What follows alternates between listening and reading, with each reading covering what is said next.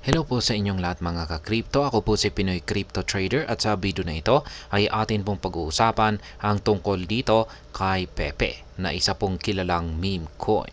Kung saan ay siya po ay nakakuha ng listing yan sa isang nangungunang crypto lender. At yan po ay walang iba kundi si Nexo. Kaya ayan, bago po tayo magpatuloy ay nais ko lamang po munang bigyang linaw ang aking disclaimer kung saan ang nilalaman po ng video na ito ay hindi po ito isang financial advice. For education and information purposes lamang po ang layunin nito.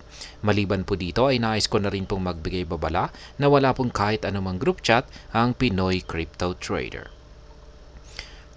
At ayan, sabi po rito ay Nexo, a leading crypto exchange and lending platform, has announced the addition of the meme-inspired Pepe token to its offerings. Ayan.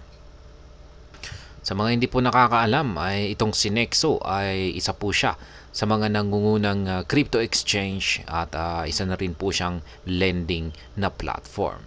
At nitong mga nakalipas lamang po na araw ay nag-announce po sila or naglabas po sila ng announcement na kanila na pong inilista or idinagdag sa kanilang platform ang meme coin, yan, meme inspired na token na si Pepe. Ayan, ito po yung actual na tweet ng Nexo.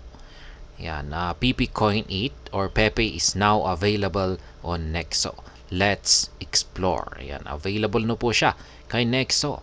Dubbed as the most memeable meme coin in existence, the project draws inspiration from Pepe the Frog, an iconic internet meme character.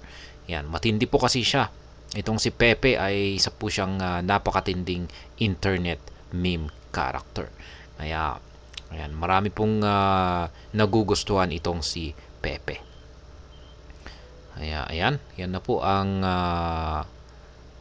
pagkakalista ni Pepe dito kay Nexo. Ayan.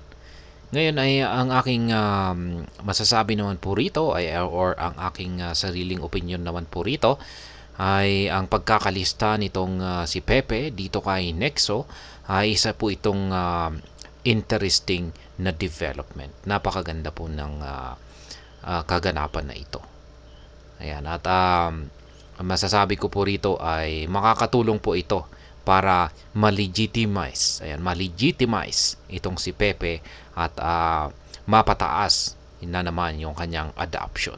Kaya yan po yung nakikita ko rito na dulot ng kanyang pagkakalista dito kay Nexo. Sa madaling salita ay isa po itong magandang development para po kay Pepe.